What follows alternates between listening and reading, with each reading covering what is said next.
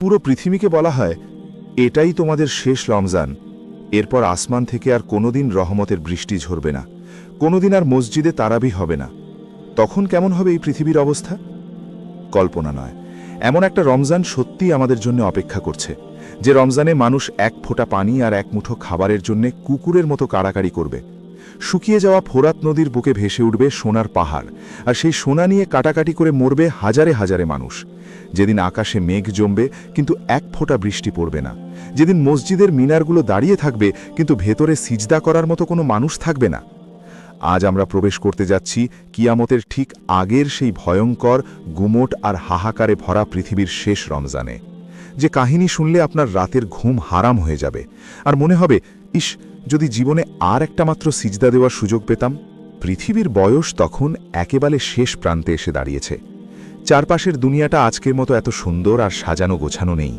মানুষের তৈরি করা বড় বড় ইমারতগুলো হয়তো দাঁড়িয়ে আছে, কিন্তু মানুষের ভেতরকার মনুষ্যত্ব কবেই মরে ভূত হয়ে গেছে। মায়া, মমতা, ভালোবাসা, এই শব্দগুলো তখন কেবল পুরনো বইয়ের পাতাতেই পাওয়া যায়। ভাই তার ভাইকে খুন করছে সামান্য স্বার্থের জন্যে, সন্তান তার জন্মদাতা পিতামাতাকে রাস্তায় ফেলে দিয়ে আসছে। পৃথিবীর বাতাস ভারী হয়ে উঠেছে মানুষের পাপ আর অহংকারের দুর্গন্ধে। হাদিসের সেই ভয়ঙ্কর ভবিষ্যৎবাণীগুলো তখন অক্ষরে অক্ষরে মিলে যাচ্ছে। সময় ছুটছে এক পাগলা ঘোড়ার মতো, চোখের পলকে দিন কেটে যাচ্ছে, সপ্তাহগুলো পার হয়ে যাচ্ছে মাসের মতো করে। মানুষের মনে কোনো প্রশান্তি নেই, সবাই ছুটছে, শুধু দুনিয়ার পেছনে ছুটছে। কিন্তু তারা জানে না, আসমানের দরজাগুলো চিরতরের জন্য বন্ধ হওয়ার সময় ঘনিয়ে এসেছে। সেই বছর শাবান মাসটা পৃথিবীতে আসবে এক অন্যরকম রূপ নিয়ে। প্রকৃতির মাঝে এক অদ্ভুত নিস্তব্ধতা ছেয়ে যাবে। পাখিরা আর আগের মতো কলকাকলি করবে না। গাছের পাতাগুলো কেমন যেন রুক্ষ আর ফ্যাকাশে হয়ে যাবে। বাতাস বইবে, কিন্তু সেই বাতাসে কোনো স্নিগ্ধতা থাকবে না, থাকবে শুধু উত্তাপ আর একটা গুমোট ভাব। সাধারণ মানুষ যাদের অন্তরে ঈমান নেই, তারা এসব নিয়ে মাথা ঘামাবে না। তারা মত্ত থাকবে গান, বাজনা, নেশা আর নিজেদের পাপের উৎসবে। কিন্তু পৃথিবীর বুকে তখনও যে গুটি কয়েক ঈমানদার মানুষ বেঁচে থাকবে, তাদের বুকের ভেতরটা অজানা এক আতঙ্কে কেঁপে উঠবে। তারা প্রকৃতির এই অদ্ভুত পরিবর্তন দেখে বুঝতে পারবে সময় ফুরিয়ে আসছে। তাদের চোখের ঘুম হারাম হয়ে যাবে। রাতের অন্ধকারে তারা জায়নামাজে বসে অঝরে কাঁদবে। তারা বুঝতে পারবে বাতাসে কেমন যেন একটা বিদায়ের সুর বাজছে। শাবান মাসের শেষ দিন, 29শে শাবান।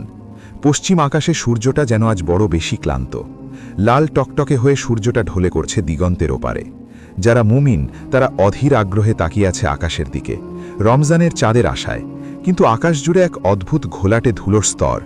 হঠাৎ সেই ধুলো আর ধোঁয়ার স্তর ভেদ করে উকি দেবে রমজানের এক ফালি চাঁদ। কিন্তু এ কেমন চাঁদ? এই চাঁদ তো অন্য সব বছরের মতো নয়।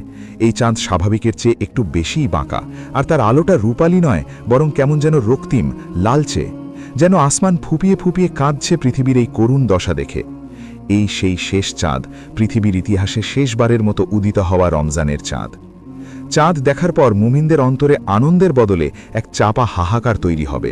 তারা বুঝতে পারবে এই চাঁদ রহমতের নয়, এই চাঁদ মহাপ্রলয়ের আগমনী বার্তা। এশার আজান ভেসে আসবে মসজিদের মিনার থেকে, কিন্তু রাস্তাঘাট থাকবে ফাঁকা। শপিং মলগুলোতে উপচে পড়া ভিড়, ক্লাবগুলোতে গান বাজছে, কিন্তু আল্লাহর ঘরে যাওয়ার মতো মানুষের বড়ই অভাব। হাতে গোনা কয়েকজন বয়স্ক আর দুর্বল মানুষ মসজিদে গিয়ে দাঁড়াবে তারাবি পড়ার জন্যে। মসজিদের ভেতরকার পরিবেশটা হবে বড়ই অদ্ভুত। ইমাম সাহেব যখন কোরআন তেলাওয়াত শুরু করবেন, তার কণ্ঠ বারবার ভারী হয়ে আসবে, তার চোখ দিয়ে অঝরে পানি ঝরবে। পেছনের মুসল্লিদের কান্নার আওয়াজে মসজিদের দেওয়ালগুলোও যেন গুমরে কাঁদবে।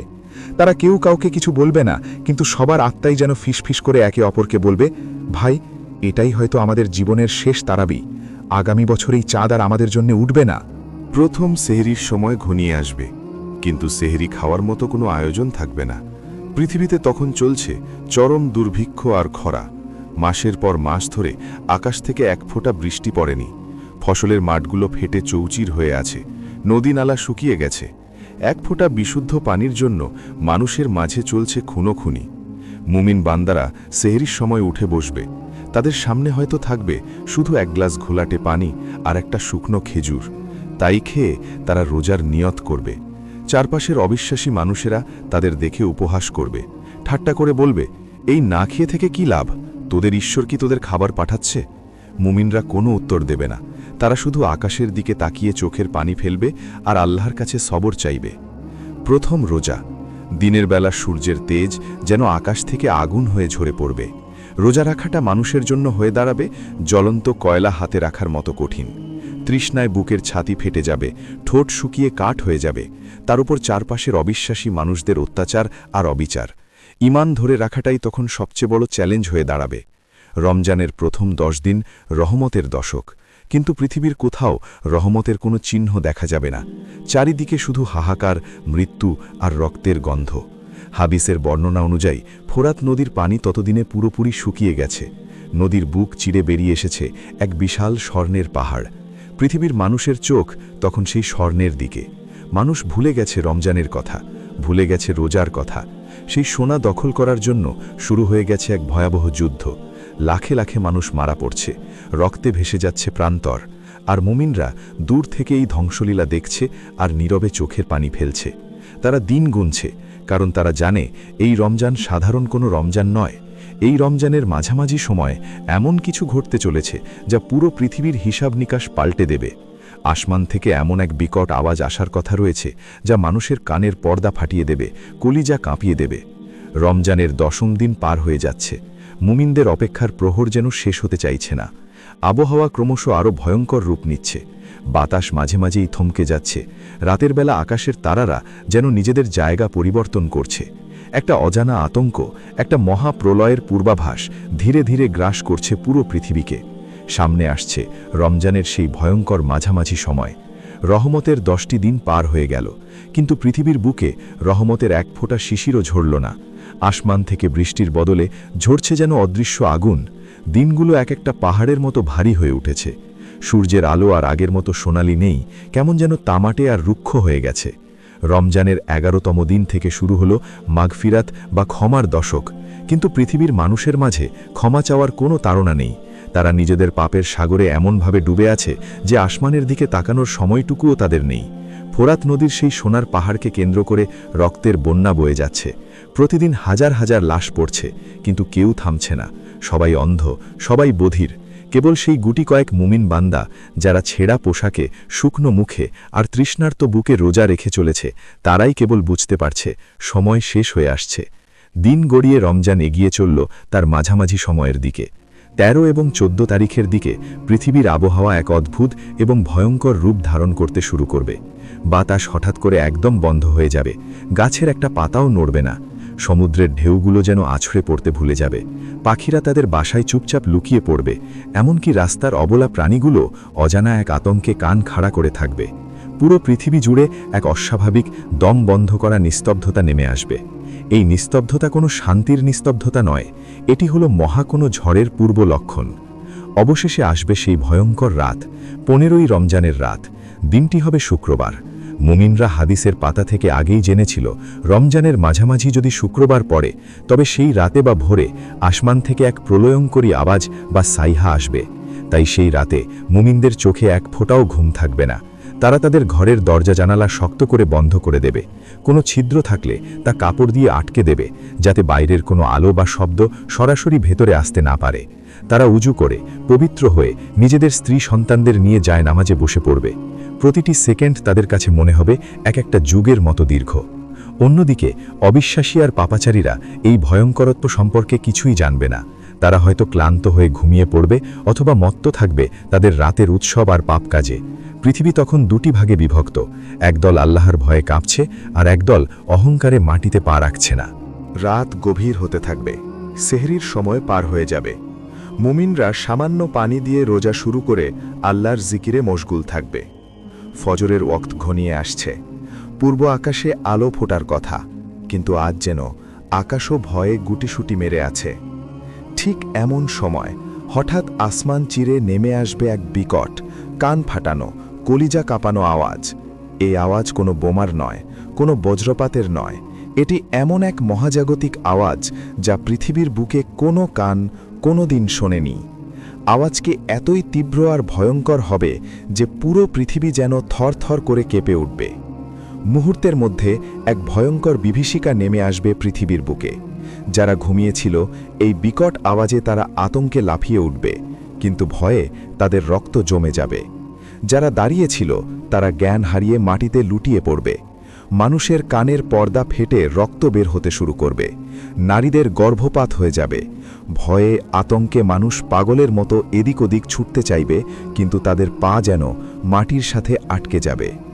আকাশ থেকে আসা সেই আওয়াজ যেন প্রতিটি মানুষের বুকের ভেতর হাতুড়ি পেটাতে থাকবে।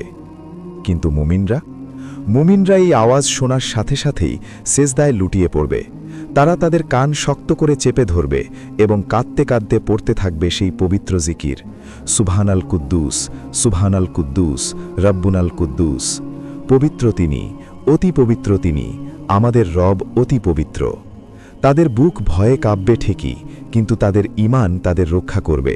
তারা জানবে এই আওয়াজ তাদের ধ্বংস করার জন্য নয়, বরং এটি সেই মহাপ্রলয়ের একটি সতর্কবার্তা মাত্র।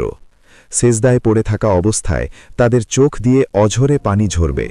তারা আল্লাহর কাছে নিজেদের জীবনের সব গুনাহের জন্য ক্ষমা চাইবে। সেই মুহূর্তটি হবে পৃথিবীর ইতিহাসে সবচেয়ে ভয়ঙ্কর এবং একই সাথে সবচেয়ে আধ্যাত্মিক একটি মুহূর্ত। একদিকে বাইরে চলছে অবিশ্বাসীদের আর্তনাদ আর হাহাকার, অন্যদিকে ঘরের অন্ধকার কোণে চলছে মুমিনদের চোখের পানিতে ভিজে যাওয়া সেজদা।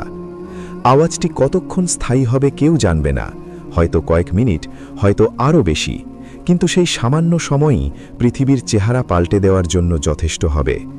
যখন আওয়াজটি ধীরে ধীরে থেমে যাবে, তখনও পৃথিবীর বুকে এক অদ্ভুত গুমোট ভাব বিরাজ করবে। আকাশে ধুলো আর ধোঁয়ার এক বিশাল আস্তরণ তৈরি হবে, যার কারণে সূর্যের আলো ঠিকমতো পৃথিবীতে পৌঁছতে পারবে না। চারদিক এক হালকা অন্ধকারে ঢেকে থাকবে। মুমিনরা যখন সেজদা থেকে মাথা তুলবে, তখন তারা বুঝতে পারবে পৃথিবী আর আগের মতো নেই। যে দুনিয়াকে তারা চিনত, সেই দুনিয়ার দরজা চিরতরে বন্ধ হতে শুরু করেছে। এই বিকট আওয়াজের পর পৃথিবীতে বেঁচে থাকা প্রতিটি মানুষের চেহারায় এক অজানা মৃত্যুর ছাপ ফুটে উঠবে। মানুষ মানুষের দিকে তাকাবে, কিন্তু কেউ কোনো কথা বলতে পারবে না। সবার চোখে মুখে শুধু একটা প্রশ্ন, কি ছিল ওটা? এরপর কি হতে চলেছে? মাগফিরাতের দিনগুলো এভাবেই চরম আতঙ্ক আর ভয়ঙ্কর পরীক্ষার মধ্য দিয়ে পার হতে থাকবে। প্রতিটি মুহূর্ত মনে হবে মৃত্যুর চেয়েও কঠিন। কিন্তু তারা জানে না, রমজানের শেষ দশকে নাজাতের দিনগুলোতে তাদের জন্য আরও বড় এবং অকল্পনীয় কিছু অপেক্ষা করছে, এমন কিছু যা মানুষের চিন্তারও বাইরে। সেই বিকট মহাজাগতিক আওয়াজটি থেমে যাওয়ার পর পৃথিবীর বুকে নেমে এলো এক অদ্ভুত শ্মশানের মতো নিস্তব্ধতা। কিন্তু এই নিস্তব্ধতা শান্তির নয়, এটি হলো চরম আতঙ্কের, এক অজানা ভবিষ্যতের ভয়ে জমে যাওয়া রক্তের নিস্তব্ধতা। আকাশটা আর আগের মতো নীল নেই। সেই ভয়ঙ্কর শব্দের পর পুরো আকাশ জুড়ে কেমন যেন এক ঘোলাটে কালচে ধূসর ধুলোর আস্তরণ জমে গেছে। সূর্যের আলো ঠিকমতো পৃথিবীতে পৌঁছতে পারছে না। ভর দুপুরেও চারপাশটা মনে হচ্ছে যেন গোধূলির মতো অন্ধকার। বাতাস একদম স্থির, গাছের পাতারা নড়তে ভুলে গেছে, পাখিরা আর আকাশে উড়ছে না। অবলা প্রাণীগুলো ভয়ে গর্তে বা নিরাপদ আশ্রয়ে লুকিয়ে আছে। প্রকৃতি যেন বোবা হয়ে গেছে। যে মানুষগুলো সেই ভয়ঙ্কর ধাক্কা সামলে কোনোমতে বেঁচে উঠেছে, তাদের চোখের দিকে তাকালে শিউরে উঠতে হয়। সবার চোখে মুখে এক শূন্য দৃষ্টি, কেউ কারো সাথে কথা বলছে না। প্রযুক্তি, বিজ্ঞান, অহংকার সব যেন এক নিমিষে মাটিতে মিশে গেছে। বড় বড় শহরের নিয়ন আলো আর জ্বলছে না। সম্পদের নেশায় অন্ধ মানুষগুলো বুঝতে শুরু করেছে যে তাদের জমানো ব্যাংক ব্যালেন্স, গাড়ি বাড়ি, সোনাদানা এই মুহূর্তে এক গ্লাস বিশুদ্ধ পানির চেয়েও মূল্যহীন। ফোরাত নদীর সেই সোনার পাহাড়ের কাছে পড়ে আছে লাখো মানুষের পচা গলা লাশ, কিন্তু এখন আর কেউ সেই সোনার দিকে ফিরেও তাকাচ্ছে না। সবার মনে একটাই প্রশ্ন, এরপর কি? কিন্তু সেই গুটি কয়েক মুমিন বান্দা, তারা তখনও জায়নামাজে সেজদায় লুটিয়ে আছে। তাদের শরীর দুর্বল, তৃষ্ণায় গলা ফেটে যাচ্ছে। টানা কয়েকদিন ধরে পেটে হয়তো এক দানা খাবারও পড়েনি, কিন্তু তাদের অন্তর তখন এক অদ্ভুত শান্তিতে ভরে গেছে। তারা জানে তারা সেই কঠিন পরীক্ষায় উত্তীর্ণ হয়েছে। তারা মাথা তুলে আকাশের দিকে তাকাবে। ঘোলাটে আকাশ দেখে তাদের চোখ দিয়ে টপ টপ করে পানি ঝরবে। তারা বুঝতে পারবে রমজানের মাগফিরাতের দিনগুলো শেষ হয়ে আসছে। এবার শুরু হতে যাচ্ছে নাজাত বা মুক্তির দশক। রমজানের ২০ তারিখ পার হয়ে গেল, শুরু হলো শেষ 10টি দিন। সাধারণত এই সময়টাতে পৃথিবীতে কি হতো? মানুষ ঈদের কেনাকাটায় ব্যস্ত হয়ে পড়ত। নতুন জামা, সেমাই, আতর, চারদিকে উৎসবের একটা আমেজ তৈরি হতো। কিন্তু এই শেষ রমজানে ঈদ শব্দটাই যেন মানুষের স্মৃতি থেকে মুছে গেছে। কোনো আনন্দ নেই, কোনো কোলাহল নেই। মুমিনরা জানে এই রমজানের পর পৃথিবীর বুকে আর কোনোদিন ঈদের চাঁদ উঠবে না। আসমানের দরজাগুলো চিরতরে বন্ধ হয়ে যাওয়ার আগে এটাই তাদের শেষ সুযোগ। তারা ভাঙাচোরা মুসল্লি শূন্য মসজিদগুলোতে গিয়ে ইতিকাফে বসবে। যাদের মসজিদে যাওয়ার সামর্থ্য নেই তারা ঘরের এক কোণে নিজেকে দুনিয়া থেকে সম্পূর্ণ বিচ্ছিন্ন করে নেবে। তাদের পরনে হয়তো থাকবে একটা ছেঁড়া ধুলোমাখা কাপড়, চামড়া হাড্ডির সাথে লেগে গেছে, চোখের নিচে গভীর কালো দাগ, কিন্তু তাদের চেহারায় ফুটে থাকবে এক অদ্ভুত মায়াবী নূর বা আলো। শুরু হবে শবে কদর বা লাইলাতুল কদর খোঁজার রাতগুলো। বিজোড় রাতগুলো যখন আসবে, মুমিনদের কান্নায় রাতের নিস্তব্ধতা ভারী হয়ে উঠবে। কল্পনা করুন তো সেই দৃশ্যটি। চারদিকে এক ধ্বংসপ্রায় পৃথিবী, খাবার নেই, পানি নেই, পদে পদে মৃত্যুর হাতছানি। এমন এক ঘুটঘুটে অন্ধকারের ভেতর ভাঙা মসজিদের এক কোণে বসে একজন দুর্বল মানুষ দুই হাত তুলে আল্লাহর কাছে কাঁদছে। সে কি চাইছে আল্লাহর কাছে? সে কি খাবার চাইছে? সে কি বেঁচে থাকার জন্য একটু পানি চাইছে? না, সে ফুপিয়ে ফুপিয়ে কাঁদছে আর বলছে, হে আল্লাহ, আপনি ক্ষমাশীল, আপনি ক্ষমা করতে ভালোবাসেন, আমাকে ক্ষমা করে দিন। এই ধ্বংসের পৃথিবীতে আমার আর কোনো মায়া নেই, আমাকে শুধু আপনার কাছে টেনে নিন। তাদের এই কান্না, এই হাহাকার আর খাঁটি তওবা আরশ পর্যন্ত পৌঁছে যাবে। হাদিসে আছে, শবে কদরের রাতে ফেরেশতারা পৃথিবীতে নেমে আসেন। এই শেষ রমজানের কদরের রাতেও জিব্রাইল আলাইহিসসালামের নেতৃত্বে অগণিত ফেরেশতা পৃথিবীতে নামবেন। কিন্তু এবার তারা পৃথিবীর চাকচিক্য বা মানুষের তৈরি কোনো ইমারত দেখতে আসবেন না। তারা আসবেন সেই গুটি কয়েক মুমিন বান্দার চারপাশে ভিড় করতে, যারা এই মহাপ্রলয়ের আগ মুহূর্তেও তাদের রবের কথা ভুলে যায়নি। ফেরেশতারা সেই ধুলোমাখা অভুক্ত মানুষগুলোর পিঠে অদৃশ্য হাত বুলিয়ে দেবেন, তাদের আমিন বলবেন। মুমিনরা চোখে কিছু দেখতে না পেলেও তাদের আত্মা ঠিকই সেই ফেরেশতাদের শীতল পরশ অনুভব করতে পারবে। তাদের বুকের ভেতরের সব ভয়, সব কষ্ট যেন এক নিমিষে দূর হয়ে যাবে। রমজানের ২৭ তারিখের রাত, মুমিনদের ধারণা এটাই হয়তো সেই কাঙ্ক্ষিত রাত। তারা সারা রাত জায়নামাজে দাঁড়িয়ে পার করে দেবে। তাদের পা ফুলে যাবে, কিন্তু তারা সিজদা থেকে মাথা তুলবে না। তারা কাঁদবে তাদের নিজেদের জন্য, কাঁদবে এই হতভাগ্য পৃথিবীর জন্য। ভোর হবে। শবে কদরের পরের সকালটি কেমন হয় তা মুমিনরা আগে থেকেই জানে। সূর্য উঠবে, কিন্তু তার কোনো প্রখর তেজ থাকবে না। সূর্যের আলো হবে একদম শান্ত, ঠিক একটা পূর্ণিমার চাঁদের মতো। মুমিনরা পশ্চিম আকাশ থেকে দৃষ্টি ফিরিয়ে পূর্ব দিকে তাকাবে। হ্যাঁ, আজ সূর্য উঠেছে, কিন্তু চারিদিকে কেমন যেন একটা থমথমে রহস্যময় পরিবেশ। বাতাস একদম স্তব্ধ, আকাশের মেঘগুলো অদ্ভুতভাবে স্থির হয়ে আছে। রমজানের শেষ প্রান্তে এসে পৃথিবী যেন বড় কোনো ঘটনার জন্য নিজের শ্বাস আটকে রেখেছে। ঈমানদার বান্দারা বুঝতে পারছে রমজান শেষ হতে আর মাত্র ২-১ দিন বাকি। কিন্তু তারা জানে না, এই রমজান শেষ হওয়ার সাথে সাথেই প্রকৃতি এমন এক অদ্ভুত রূপ নিতে যাচ্ছে যা মানুষের কল্পনাকেও হার মানাবে। এমন এক ধোঁয়া বা দুখান পুরো পৃথিবীকে গ্রাস করতে আসছে, যা মানুষের চামড়া পর্যন্ত ভেদ করে যাবে। আর সেই ধোঁয়ার পর সূর্য যেদিক থেকে ওঠার কথা সেদিক থেকে আর উঠবে না। রমজানের সেই ২৭ তারিখের শান্ত সকালটা পার হয়ে গেল, কিন্তু পৃথিবীর বুকে সেই শান্তি বেশিক্ষণ স্থায়ী হল না। মুমিনদের হৃদয়ে তখনও কদরের রাতের সেই অদ্ভুত প্রশান্তিতে ডুবে আছে, কিন্তু চারপাশের বাতাস ক্রমশ ভারী আর বিষাক্ত হতে শুরু করেছে। ২৯শে রমজান ঘনিয়ে আসছে।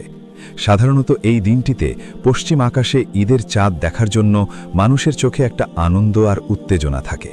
কিন্তু এই শেষ রমজানের ২৯ তারিখে পৃথিবীর আকাশে কোনো আনন্দ নেই, আছে কেবল এক ভয়ঙ্কর বুমোটো স্তব্ধতা। হঠাৎ করেই আকাশের রং বদলাতে শুরু করবে। সেই ঘোলাটে ধূসর ধুলোর আস্তরণ এবার যেন আরও গাঢ়, আরও কালো রূপ ধারণ করবে।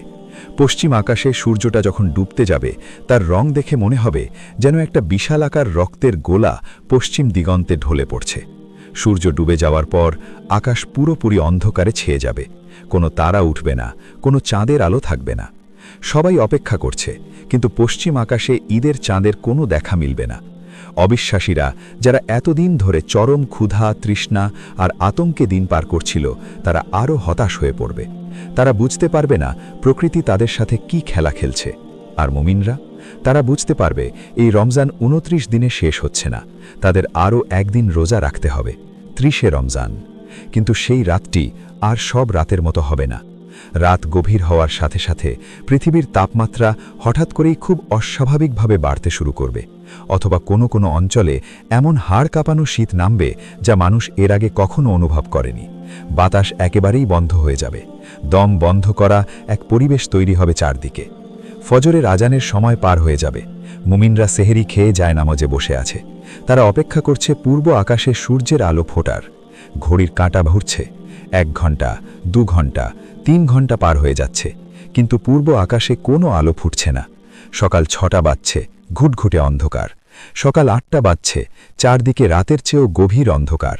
সকাল 10টা, দুপুর 12টা পার হয়ে গেল, কিন্তু পৃথিবী জুড়ে কেবলই অন্ধকার। সূর্য আর উঠছে না। মানুষ আতঙ্কে পাগলের মতো হয়ে যাবে। অবিশ্বাসীরা চিৎকার করে কাঁদবে, কেউ কেউ জ্ঞান হারিয়ে মাটিতে পড়ে যাবে।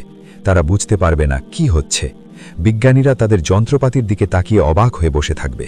স্যাটেলাইট, ইন্টারনেট সব যেন নিমিষেই অকেজো হয়ে যাবে, কিন্তু তাদের কোনো হিসেব নিকেশ এই মহাজাগতিক পরিবর্তনকে ব্যাখ্যা করতে পারবে না। পৃথিবী জুড়ে টানা 3 দিন, অথবা কারো কারো মতে টানা 40 দিন এই ভয়াবহ অন্ধকার বিরাজ করবে। রাত আর দিন বলে কিছু থাকবে না, কেবল একটা সীমাহীন, অন্তহীন রাত। সেই দীর্ঘ অনন্ত রাত সময় মুমিনদের অবস্থা কেমন হবে জানেন? তাদের কাছে তো ঘড়ি নেই, সময় দেখার কোনো উপায় নেই। তারা শুধু তাদের ইবাদতের সময় দিয়ে অনুমান করবে। তারা তারাবিহ পড়বে, সেহরি খাবে, রোজা রাখবে, আবার ইফতার করবে, কিন্তু বাইরে কেবলই অন্ধকার। তাদের চোখ দিয়ে অঝরে পানি পড়বে। তারা জানবে এই অন্ধকার সাধারণ কোনো অন্ধকার নয়, এটি হলো সেই ভয়ঙ্কর পূর্বাভাস যার কথা তারা হাদিসের পাতায় পড়েছিল।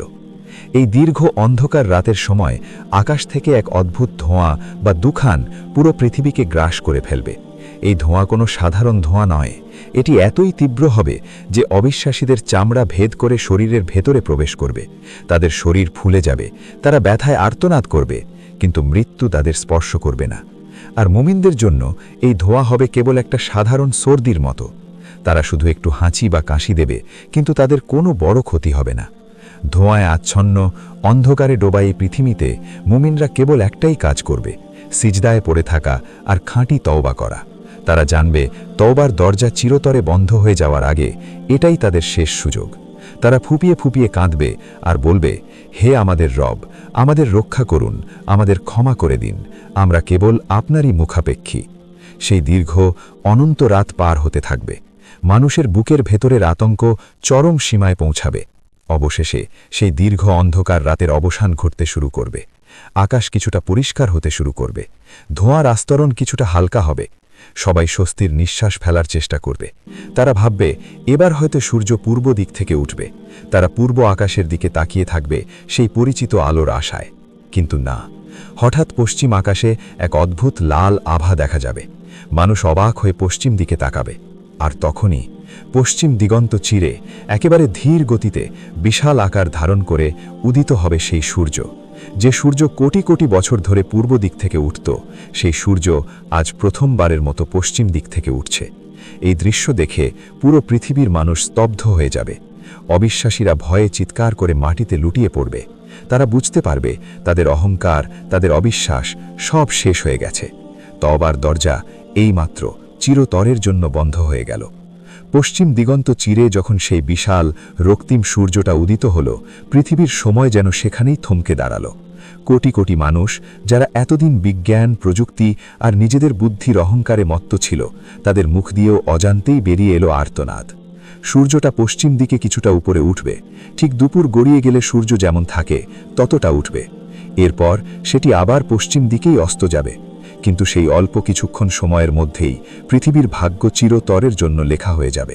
রাস্তাঘাটে তখন এক অভাবনীয় দৃশ্য। কোটিপতি মানুষ তার আলিশান বাড়ি, দামি গাড়ি আর লকারের সোনাদানা ফেলে রাস্তায় পাগলের মতো ছুটছে। যারা জীবনে কোনোদিন মসজিদের দরজায় পা রাখেনি, তারা আজ দৌড়ে মসজিদে ঢুকতে চাইছে। কিন্তু এ কি, মসজিদের দরজাগুলো যে ভেতর থেকে বন্ধ। তারা রাস্তায় কাদায় ধুলোর মধ্যে সেজদায় লুটিয়ে পড়বে। তারা বুক চাপড়ে চুল ছেড়ে চিৎকার করে কাঁদবে, হে আল্লাহ, আমাকে ক্ষমা করো, আমি বিশ্বাস এনেছি, আমাকে আর একটিবার সুযোগ দাও।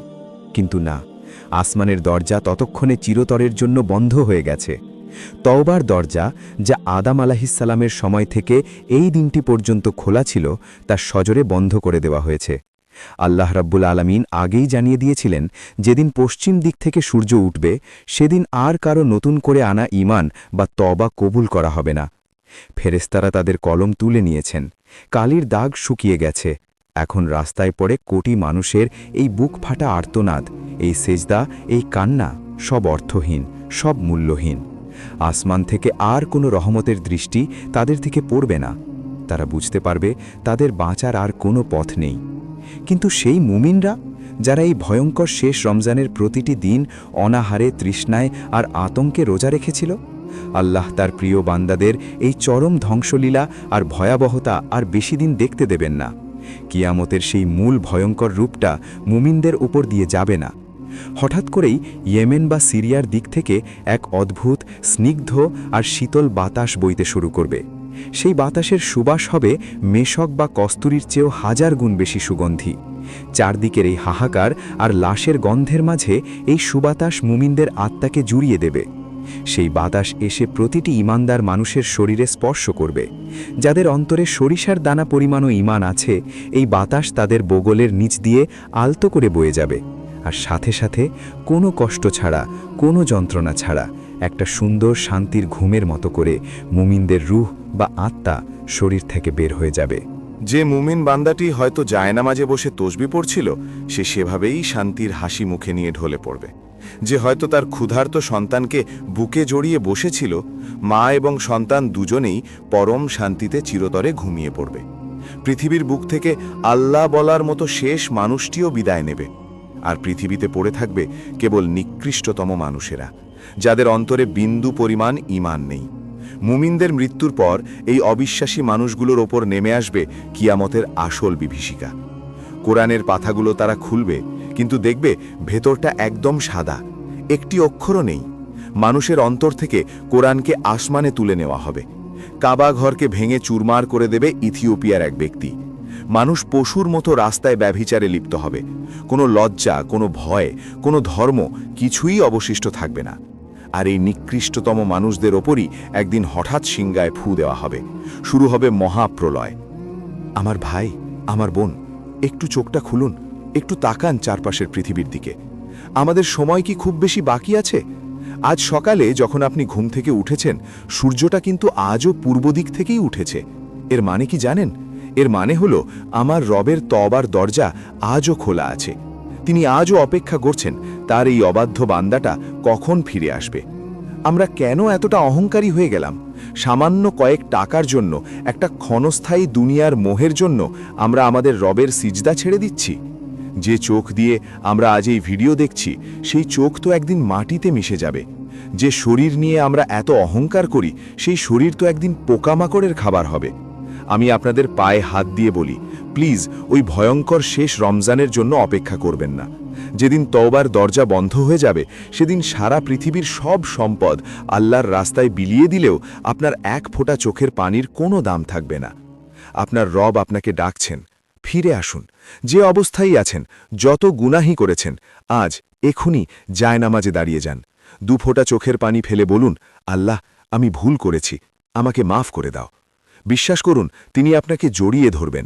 তিনি যে ক্ষমা করতে বড় ভালোবাসেন। সময় শেষ হয়ে যাওয়ার আগে, পশ্চিম আকাশে সূর্য ওঠার আগেই আসুন না আমরা আমাদের রবের কাছে ফিরে যাই। কে জানে, আগামীকালের সকালটা হয়তো আমাদের দেখার সুযোগই হবে না।